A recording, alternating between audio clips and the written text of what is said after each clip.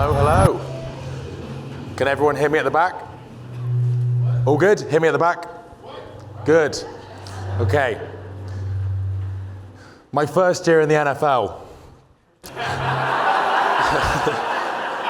Did not happen. So when John asked me to speak at SHX this year, I said, absolutely, I would love to. I've spoken at the last two. And then he said, you'll be speaking before Ed Milet. And I went, okay, I will take the bullet for the team for this one. But before I dive into what I want to talk about today, I wanted to just go through my own journey, my own fitness journey, just to show you I've been through the same process that you guys are embarking on now. And I wasn't born with NFL elite genetics, as you will see in my first picture.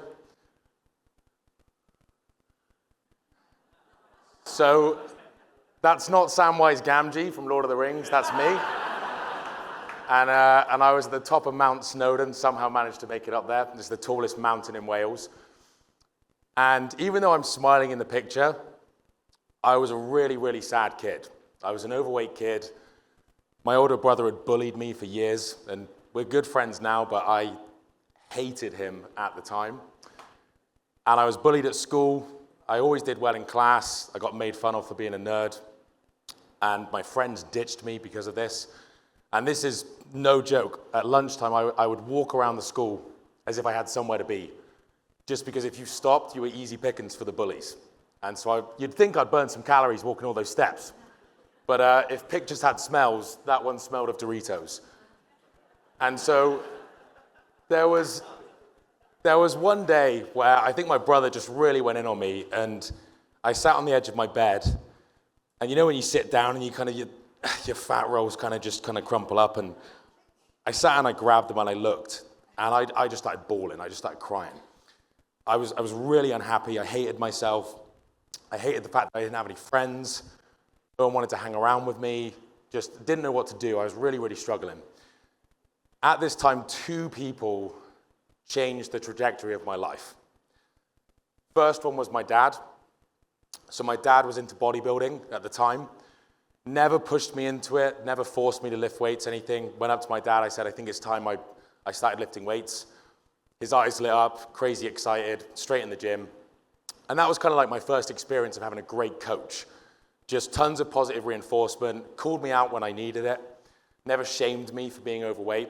And it's played a huge role in the coaching philosophy that we have here and what I have. The second person was a guy called Lloyd Morgan at my school. Now, Lloyd was one of those kids that hit puberty when he was like 7. And so back then, I think I was about 5'3", and Lloyd was already 5'10", with a full beard, like Sully's. And he also worked out. I think he was benching like 225 when he was like 13. And he invited me to sit down with his friends. He could see me walking around the school, just like I had somewhere to go, just, yep. And he asked me to sit down with his friends. And to him, that probably didn't really mean anything. To me, it was like I felt safe again, like I had someone to sit with at lunchtime at my breaks. And so we started working out together, and he's my longest best friend. We've been best friends ever since. He's now in Canada, married, kids, successful chiropractic clinic. But that just changed the path that I was going down. And I really don't know where I'd be without those two people. So fast forward to 2012 to 2017. I tried to bodybuild. I think, shit, I've never seen my abs before. I've just seen flabs. Let's try and do it. And so this is kind of the extreme side. This was back in 2017 when I did my last bodybuilding show. So if you think Jesse Itza looks like a crackhead, this is crackhead in a thong. And still had hair then. And so I did bodybuilding for a couple of years, really, really enjoyed it, and I was obsessed with it. Just training, nutrition, supplements. I wanted to know how to do everything. And I almost had training ADD. I'd read a new article, and I'd say, I'm going to try this, I'm going to try that. I've tried every diet, I've tried every supplement, every training routine. Then I wanted to get really strong, so then I started doing powerlifting. HD pictures, thanks guys. One pixel. So I started powerlifting, and this is a a video of me squatting back in the day. Oh, can we play the video? No, we can just have the, I promise you I did lift it. But this was Ryan spotting me back at university. I think this was about 7 years ago, back when my back actually worked.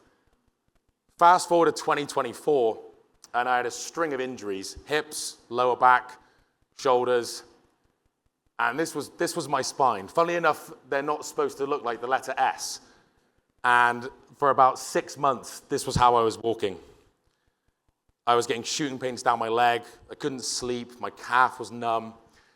And it was really, really depressing. Gained some body fat. I was sat doing my check-ins with a mini band, just trying to do pull-aparts and some curls, just anything I could do. And at that point, powerlifting was a really huge part of my identity. Like I was the strong guy. Like that's what I did. And now I'm not the strong guy. I'm weak as piss. And so I managed to rehab my back. Fast forward to the summer 2024. And then we did our photo shoot last year at SHX. And so, thank you. Still got it. Still got it. But I wanted to show you this because it's not the dream journey that you see, where guys are born out of the womb with a six-pack. I was a fat kid. I've had to fight tooth and nail to get all of the progress that I got. And so what I want to talk to you about today in the next 25 minutes or so is this journey that you're embarking on. This, several of you renewed for multiple years yesterday, which is fantastic because this isn't a one-year journey. We can break this down into 4 phases. So year 1, we have foundation. Year 2, momentum. 3, mastery. And 4, superhuman. And so what I want to do today is just talk about each phase and the key skills that I believe you should be focusing on to get the most out of these phases and also progress to the next one. The amount of people I know that will be stuck in year 1 because they can't get out of their own way and they're working on the wrong things. So year 1, foundation. Hands up who's in year 1. Damn, that's a lot. Welcome. So foundation, this is where you're going to be doing the majority of the time your initial fat loss phase. This is where we say 6-pack guarantee, or for the ladies, the toned body, peachy ass. How do they do it on Instagram? It's just trained arms today. So come on guys, let's be serious. So foundation, these are the 3 things that I really want you to focus on in this first year. Number 1, awareness. So we can't plan our route to our destination until we know exactly where we are. Hands up if their coach has called them out at any point this year. There should be more than that. So awareness, we need to understand our beliefs, our habits, our perceptions, our behaviors, all of these things that cause us to make the decisions that we make. So all of you stand up.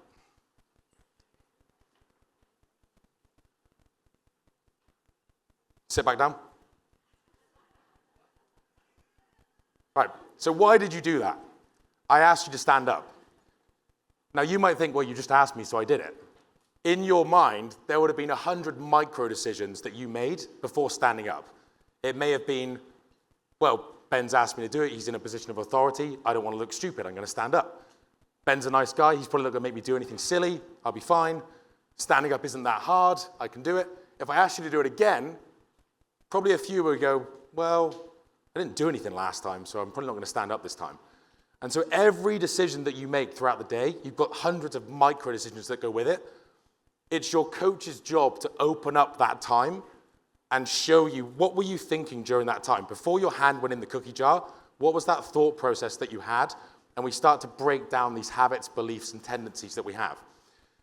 So I want you guys to be really, really careful with I am statements. I'm impatient. I'm a perfectionist. These things, they do not serve us. And so we want to change that language and say, I have a tendency to be impatient. I have a habit of wanting things to be perfect. I try to please everyone. You are not these things. They are just tendencies. And when we say I am statements, we're using it as a justification to not change these things. And so it's your coach's job to bring these to your awareness, and sometimes it's uncomfortable. You're going to have some uncomfortable conversations. You might feel a bit defensive, and I encourage you to just drop the ego. Because until you drop the ego, you're going to be stuck in your own way. I had a guy who was 400 pounds, and the first onboarding call that we had, he said, I took a personality test. And already I'm like, Jesus Christ, I can't stand these things. And so he said, I thrive in chaos. And I was like, 400 pounds. And he said, I thrive under chaos. He said, I have no routine. I eat whenever I want. I eat whatever I want. Sometimes I forget to brush my teeth. He wasn't English. And so I sat there and I said, okay. And I said, well, what if that personality test was wrong? What if you actually thrived under structure and routine? And I could tell that he had never even thought of that possibility. And so he stuck to his roots. He said, nope, this is who I am. And he made zero progress the whole year that I worked with him. I could not get him out of his own way. And so the best scientists in the world are constantly trying to disprove themselves. And so I encourage all of you to be a skeptic of your own beliefs. I'm not too proud to say that I've been wrong in the past. I've tried everything. I've tried crazy high protein, super low carb, fasting, all of this stuff. And I can turn around and say, I was wrong. I thought that was good at the time, but I've been proven wrong. And so you should always question your habits, beliefs, perceptions, and ask yourself, well, why do I think that? Is that true? Is this helping me? Can I change it? Number 2, action. So we can manifest, we can visualize, we can meditate, we can make vision boards. If we don't act, we get zero of the results. None of us intentionally turned into our starting pictures. None of us manifested 50 pounds or 100 pounds of fat gain. But we did it because we did the actions that caused that outcome. And so that's proof to us that we can get an outcome, even if we don't intend on it, if we do the actions that cause that outcome. And so a lot of times people will use things like thinking about the thing. I've been thinking about losing fat all day. I've been thinking about my macros all day. I've been thinking about doing my steps. But you didn't fucking do it. And so you need to do the thing. Some people lose weight without even thinking about it. Maybe they're stressed, they forget to eat. They're doing the action that causes fat loss. And so intentions don't pay the bill, the work does. And so if you feel yourself caught in paralysis by analysis, just start. Just take consistent action. Thirdly, acquisition. This is probably the most important part of the process. You need to look at this as acquiring skills. You're collecting skills. The goal isn't fat loss. The goal is to become really, really good at all of the skills required to lose body fat. The body fat's going to come the fat loss is going to come as a byproduct. And so when we look at these skills, we're looking at things like, well, can I plan my day? Can I weigh my food? Can I track my food accurately? Can I get really, really good at these things so I can actually execute the work that I need to do? And a great example of this is effort doesn't equal results. If I've never deadlifted before and I tried to pull 400 pounds, I could put 100% effort into that bar. It's probably not going to budge because my skill set isn't proficient enough to lift that weight. So now if I go, well, okay, I'm going to work on my grip strength, I'm going to work on my lower back, I'm going to fix my glutes, work on my hamstrings. Eventually, that 100% effort, I'm probably going to look like a cat taking a shit, but I'm probably going to put it up. Now, if I keep working on those skills, maybe it only takes 60% effort to deadlift that 400 pounds. So it feels easy. It's still 400 pounds. And so a lot of times we say, well, I'm trying really hard. And it's a really tough conversation to have because we can say, it's not good enough. The work required is here. Your maximum effort is here. And so we need to look at, well, what's the skill deficit that we have? What's the low-hanging fruit that we need to work on? Just like Anthony said yesterday, what are the holes in your game? And we need to improve those so your effort can match the workload required. So always think about acquiring skills. So even now you can be thinking in your mind, what do I need to improve? What do I need to work on? What's the weakness in my game? So once we progress past this initial fat loss phase, we've started building some momentum, we've got some basic skills. This is now where we start to move into a performance phase, a muscle building phase. Hands up who's in year 2. Fat loss phase is complete, start building some muscle. So here's what I want you to focus on in this phase. The P word, patience, the one that everyone hates. Hands up who's impatient. No, you're not. You have a habit of being impatient. You are not impatient. So people think that patient people are just okay with slower progress. It's not true. Patient people are able to continue with the actions and not deviate from them to get the results. They still want them just as fast. They're just okay still doing the thing. Impatient people, they'll look for shortcuts, they'll try and cut corners, they'll invest in Bitcoin, and then they lose a load of money and they take even longer to acquire the wealth. And so it's a skill that you need to practice. And so when you find yourself thinking, man, I really want this to come faster, you can still feel that and do the thing. Just like I spoke about actions, you could be frustrated and still do the thing. You can still want it faster and still do the thing. Resilience.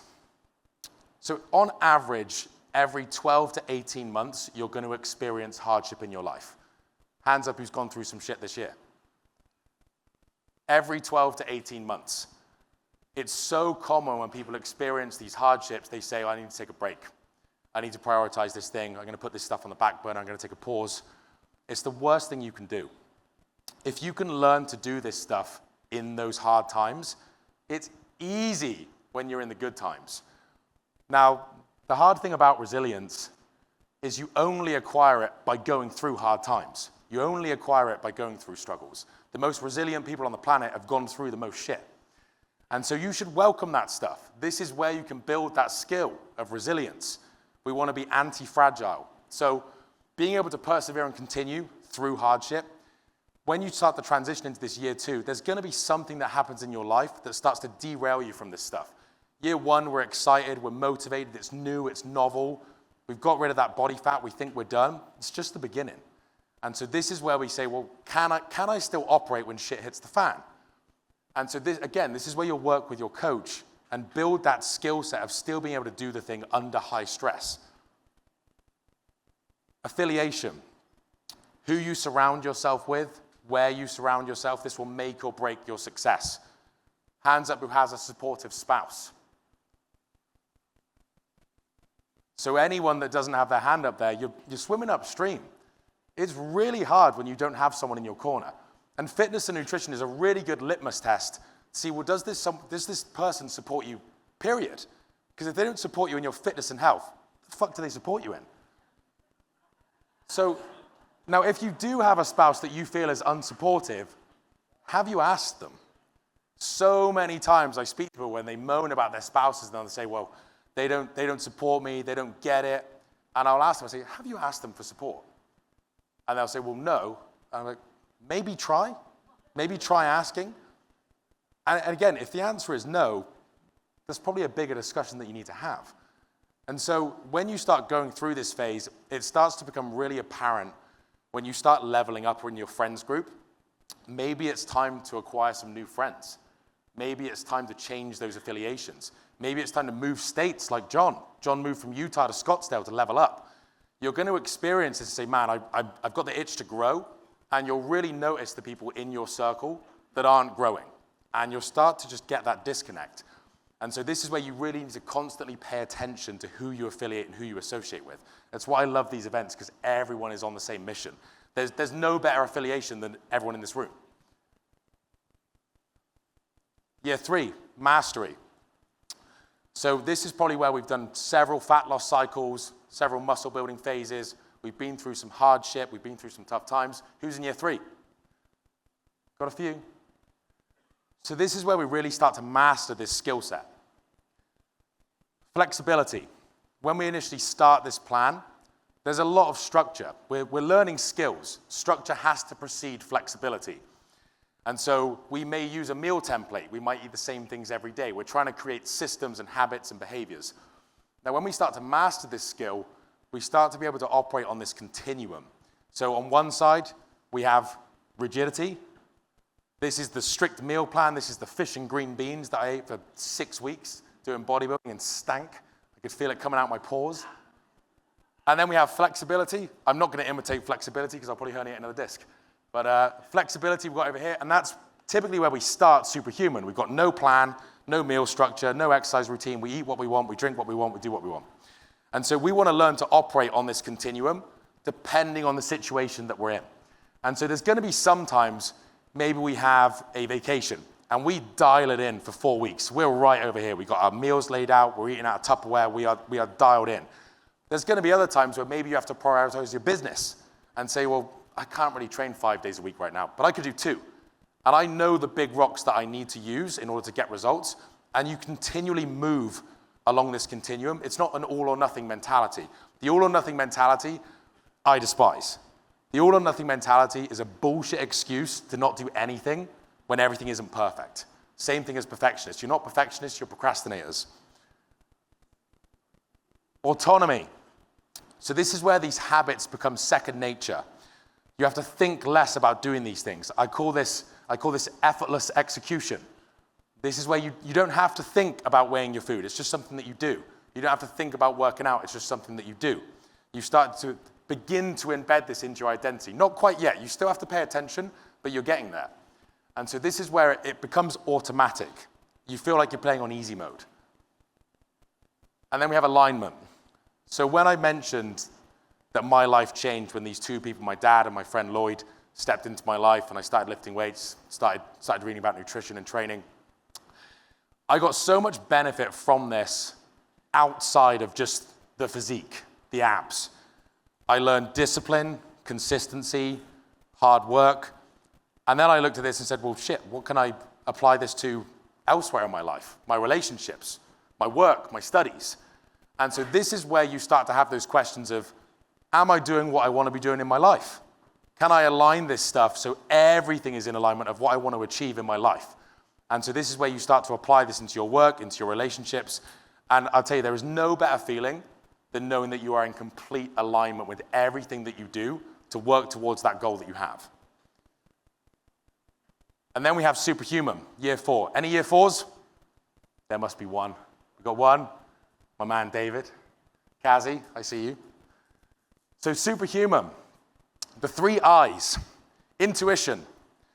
So when we start, who's heard of intuitive eating? Anyone? Intuitively eat? We intuitively get fat. If I leaned on my intuition, I'd be eating Oreos right now. I'd still be smelling of Doritos. Your intuition is fucked. And so that's why we have to reprogram and recalibrate it. Now, when we get to year 4, now we've done that reprogramming, we can start to lean more on it. We don't have to weigh everything. We don't have to track everything. We understand how we feel. We understand our bodies. We know we need more carbs, more protein. We can still use those tools, but they're just tools. And so our intention isn't to have you just weigh everything to the gram forever. But we have to go through that process to recalibrate so then we understand the process and we can lean back in that intuition. Identity. So being in shape is no longer the goal, it's just who you are. You don't think about training, you don't think about nutrition, it's just who you are, it's what you do. You're known as the fitness guy, the fit guy in your team, in your family, with your friends. It's just something that you don't even have to think about it. You don't even have to plan. It's already ingrained into your schedule. Now, this takes time, and again, when I talk about the I am statements, you don't even have to say it because you look it. People can feel it when you walk into a room. It's that confidence. When you see John walk into a room, I remember when I first saw John walk into a restaurant, first time I'd ever met him. I have never seen so many eyes just go, who the fuck is that?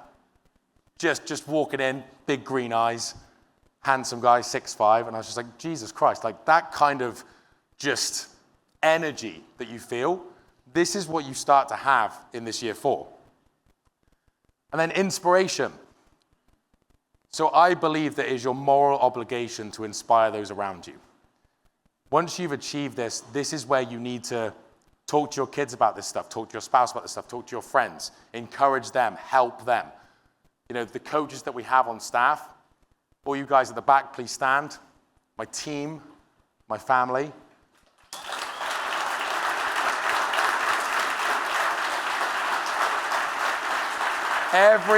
Every single one of you inspires me every day. I wake up every single morning so excited to work at Supra Human, and it's because of that team. I'm inspired constantly. And inspiration aren't these big gestures. You don't have to walk up Everest. You don't have to bench 1,000 pounds. It's just these micro inspirations every single day. I see the work ethic of these guys. I see how much they give a shit. And it inspires me to do more, become more, and again, provide you guys the best service possible. And I believe that you have that obligation to do that with your friends and family as well. So we look at the timeline, just to summarize. We have foundation, awareness, action, acquisition, momentum, patience, resilience, affiliation, mastery, flexibility, autonomy, and alignment, superhuman, intuition, identity, and inspiration. Now, the last quote that I want to leave you with. You are one friend away from success. So when I was at university, I was broke, and I was really, really struggling. They give out these tiny student grants in the UK, and they barely cover your accommodation, and I needed a job. And at the time, I was training in the university gym, and I saw this Welsh guy walk in. He had a rat tail haircut. He had his trackies tucked into his socks, and he just loaded the bar with 315 and just starts heaving at it, just up to his chin. And I kind of stopped, and I was like, who is this guy? Takes some plates off 225, straight up, just starts pressing it. Puts it back down, and I turn around, and I look at him, and I go, what the fuck do you eat? And then he said something in his Welsh accent, and I couldn't understand a word he said. And that's how I met Ryan Stevens. Now, Ryan, I have never met someone he has the biggest work ethic and the biggest heart I've ever seen. But from that one friendship that I met at university, he then put me forward to work at the gym. I started working at that gym, me and Ryan become best friends. Then I start working online for a company in the United States. Ryan comes and work with me. Through Ryan Stevens, we meet the doc, Taylor Waters. Through Taylor Waters, we meet Coach Sully and his mustache. And it's always been just this one friend, this one connection that's allowed us to build such a successful team. And so I would ask you guys, whilst you're here, to be that one friend to someone you know. I guarantee every single person in this room knows someone that would benefit from this program. And I really believe, even if they push it off first, keep going at it. Go after them. If you're a good friend, you won't let up, because I guarantee it will change their life. And so you see the coaches at the back, you see how much they give a shit. And so I really ask you guys to just think about that one friend that you think would be a good fit for this. Thank you so much, guys. And I'll see you for Hall of Fame. If you love this show, please like, share, and leave us a 5-star review so that we can help more people. I'm John Madsen, reminding you to always go get what's yours.